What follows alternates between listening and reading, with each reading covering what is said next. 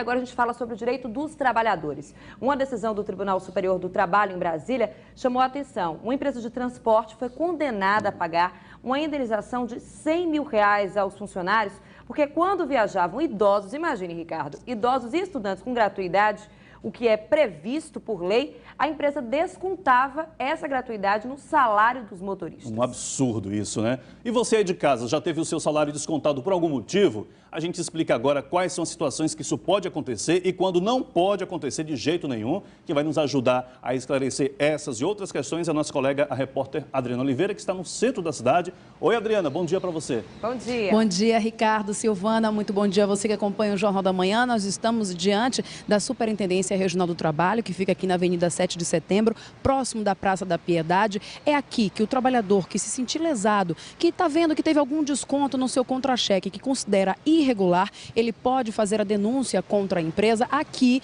e cabe à superintendência ir até a empresa fiscalizar. Lembrando que essa denúncia pode ser feita anônima. Aqui o atendimento de segunda a sexta começa às 7 da manhã e vai até às 6 da tarde. Aqui ao meu lado, o juiz do trabalho, Rodolfo Pamplona. Doutor, quais são as situações em que pode ser feito o desconto no contra-cheque do trabalhador?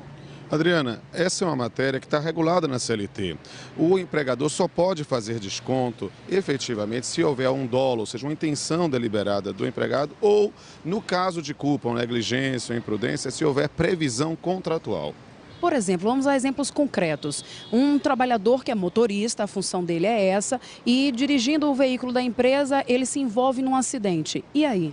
É preciso verificar se houve, nesse caso, a intenção, que é pouco provável, mas sim se houve uma culpa. Se houve culpa, é preciso verificar se há previsão contratual para autorizar esse desconto. Verificar se ele agiu de forma imprudente, de forma negligente, se houve um excesso de velocidade por parte dele. É preciso verificar porque acidentes de trânsito, em especial, tem um aspecto de culpa, seja dele ou da outra parte. Então, isso tem que ser verificado no caso concreto. No caso, as duas partes, tanto a empresa como o trabalhador, eles têm que se munir de provas, no caso da empresa, para fazer a cobrança, e do trabalhador para mostrar que não houve uma negligência ou imperícia, por exemplo.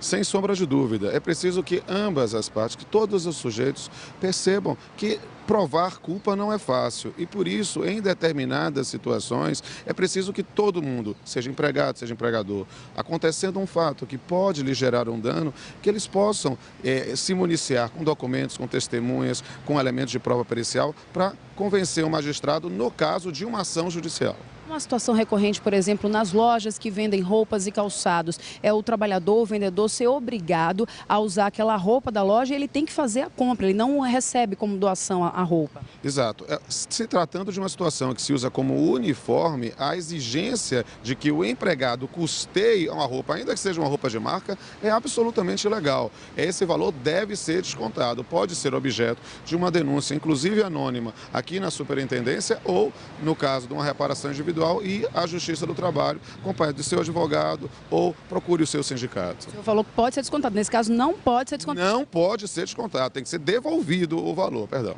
No caso, por exemplo, do serviço doméstico, também é muito frequente, né? Quebra de copos, é uma roupa que ao passar é manchada ou queimada, e aí?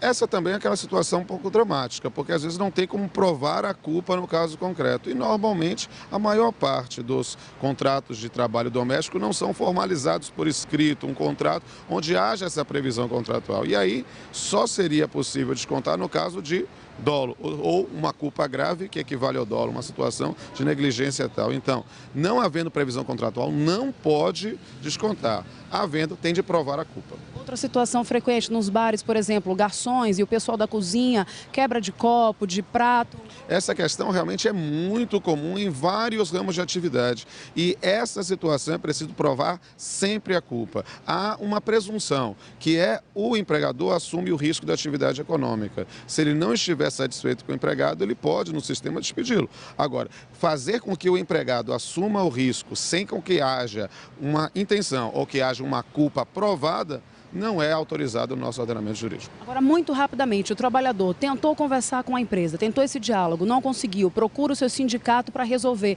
também não consegue. O que ele deve fazer daí em diante? A questão básica é que se ele pode resolver diretamente com a empresa porque tem um bom relacionamento, é sempre recomendável, mas não conseguindo, ele pode fazer uma denúncia anônima aqui na superintendência para que haja a fiscalização e deve procurar o seu sindicato, que não vai ficar inerte, ou um advogado particular. Muito obrigado pelas informações, Silvana e Ricardo. Obrigado, Adriana, e também ao nosso entrevistado.